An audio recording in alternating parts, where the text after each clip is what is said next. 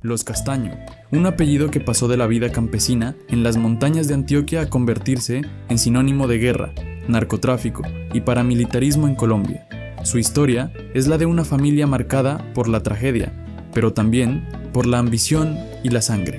La historia de cómo tres hermanos, Fidel, Carlos y Vicente, transformaron un dolor personal en una maquinaria de muerte que cambió para siempre la historia del país. Todo comenzó en el municipio de Amalfi, Antioquia. Allí vivía Jesús Antonio Castaño, un ganadero próspero que, junto a su esposa, Rosa Hilda Gil, criaba a sus hijos en medio de la rutina campesina. La familia tenía tierras, ganado y cierto respeto en la región. En apariencia, nada los hacía distintos a tantos otros hogares antioqueños, pero en Colombia, la violencia siempre estaba al acecho. En 1981, la tragedia golpeó con fuerza. Jesús Antonio fue secuestrado por la guerrilla de las FARC. Aunque la familia reunió parte del dinero exigido, los guerrilleros no lo liberaron y finalmente lo asesinaron. Aquel crimen partió la historia de los Castaño en dos. Sus hijos, especialmente Fidel, juraron venganza. Lo que comenzó como un dolor íntimo pronto se convirtió en una obsesión: destruir a la guerrilla, cueste lo que cueste. Fidel Castaño, el mayor, fue el primero en entrar al mundo criminal. En los años 80 se vinculó al narcotráfico y se convirtió en socio de Gonzalo Rodríguez Gacha, alias El Mexicano, uno de los hombres más poderosos del cartel de Medellín. Con el dinero de esas alianzas armó un grupo privado de seguridad para cuidar sus fincas y enfrentar a la guerrilla. Ese grupo se conoció como los Tangueros, porque recorrían los campos a caballo, armados y despiadados. Al principio eran apenas un puñado de hombres, pero pronto se convirtieron en un ejército que asesinaba campesinos, líderes comunitarios y cualquiera que fuera señalado de colaborar con las FARC o el ELN. Fue en esa época cuando Fidel se acercó directamente a Pablo Escobar. Los negocios con la cocaína eran inevitables y durante un tiempo hubo colaboración. Escobar necesitaba socios que cuidaran rutas y laboratorios, y Fidel ofrecía hombres armados y territorios en Córdoba y Urabá. Durante algunos años fueron aliados, pero esa alianza estaba destinada a romperse. Escobar no toleraba rivales ni independencia, y Fidel no aceptaba someterse del todo al capo. Poco a poco se volvieron enemigos. Cuando Escobar desató su guerra contra el Estado, Fidel se unió a los Pepes, un grupo de perseguidos por Escobar que contaba con el apoyo de la policía y la DEA. El antiguo socio se convirtió en cazador. Esa enemistad selló su destino. Fidel Castaño pasó de estar al lado de Escobar a ser parte de los hombres que ayudaron a destruirlo en 1993. Mientras tanto, sus hermanos también se iban sumando al camino de la violencia. Carlos Castaño, el del medio, buscó formación militar y viajó hasta Israel, donde recibió entrenamiento en tácticas de contrainsurgencia. Aprendió técnicas que luego aplicaría en Colombia con una frialdad calculadora. Cuando volvió, se unió al proyecto de Fidel y se convirtió en su mano derecha. Pero con una diferencia. Carlos quería dar un sentido ideológico al grupo. No se conformaba con ser un ejército privado, quería construir una organización nacional, un movimiento político y militar que justificara sus crímenes como parte de una lucha contra el comunismo. El menor de los tres, Vicente, tenía un perfil distinto. No era un comandante de campo ni un ideólogo.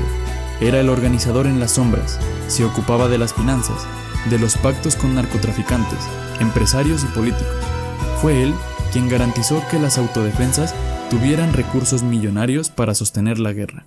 Vicente era menos visible, pero igual de peligroso. En los años 90, los hermanos Castaño consolidaron su poder en Córdoba y Urabá. Desde allí lanzaron masacres y operativos contra comunidades enteras. Para ellos, no había diferencia entre un guerrillero armado y un campesino sospechoso de colaborar. El terror se convirtió en un método.